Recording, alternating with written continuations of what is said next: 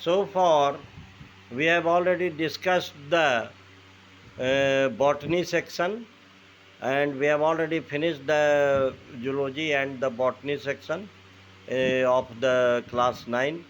In this class, we will start from the motion in physics. So, as we know that what is the rest and what is the motion in physics? In physics, if a body if a body attained its position after increasing of time, then we said that the body is in rest. हम लोग rest की परिभाषा क्या देते हैं कि अगर कोई वस्तु समय के साथ अपने स्थान में परिवर्तन नहीं करता है, तब हम लोग कहते हैं कि वह वस्तु हमारी विराम की अवस्था में है या रेस्ट की अवस्था में। अंग्रेजी में इसको कहते हैं रेस्ट की अवस्था। और मोशन किसको कहेंगे? What will be the definition of the motion? If the body changes its position after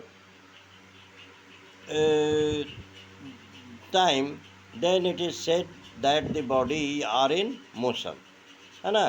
तो हम लोग रेस्ट और मोशन का जो कंसेप्ट है, समय के साथ अगर किसी वस्तु के स्थान में परिवर्तन हो रहा है, तब हम लोग कहते हैं कि कोई भी वस्तु हमारा मोशन में है ना, मोशन में है। तो मोशन का और रेस्ट का हम लोगों ने ये परिभाषा जान लिया। अब इसके बाद हम लोग डिफिनीशन के बाद हम लोग आते हैं कि motion in a straight line.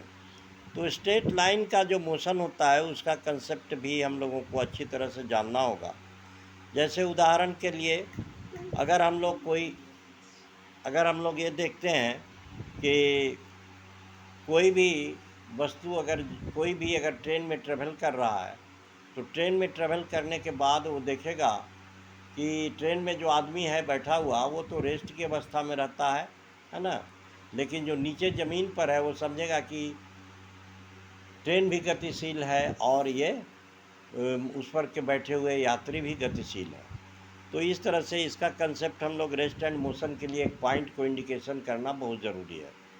तो अगर हम लोग कहते हैं कि कोई भी वस्तु ए बिंदु से स्टार्ट करती है और पूरब से पश्चिम की ओर वो चलती है स्ट्रेट लाइन में, है ना, तो वो हमारा चेंजेज। और अगर वो अपना डायरेक्शन चेंज कर रही है हमेशा, तो और फिर उसी जगह पे आ जाती है, तो हम लोग कहते हैं उसको कि उसको कहेंगे हम लोग speed.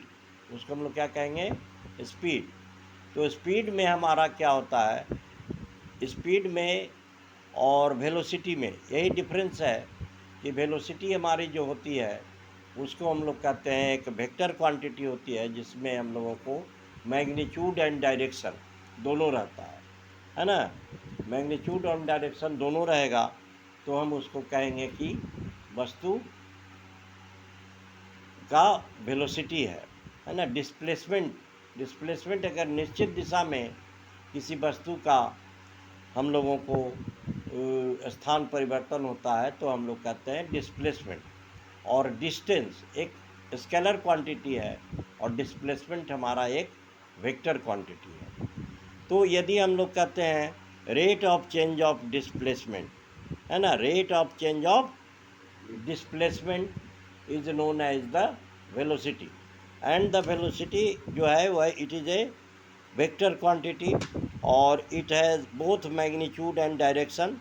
SI unit metre per second. SI unit जो होता है इसको होता है मीटर पर सेकंड। स्पीड का भी एसआई यूनिट हमारा मीटर पर सेकंड ही होगा, लेकिन उसको हम लोग कहेंगे rate of change of distance. उसको हम लोग क्या कहेंगे? Rate of change of distance, है ना। डिस्टेंस हमारा एक स्केलर क्वांटिटी है। इसी तरह से हम लोग अगर एक्सेलरेशन को देखते हैं तो acceleration is a vector quantity. और हम लोगों को एक्सेलरेशन की वेक्टर क्वांटिटी है तो इसको हम लोग डिफाइन कैसे करेंगे? Rate of change of velocity is known as the acceleration. A is equal to V by T, है ना। रेशियो जो हम लोगों को होता है वो दर बतलाता है। वी हमारा यहाँ पे क्या है? वेलोसिटी है ना। rate of change of velocity is known as the acceleration.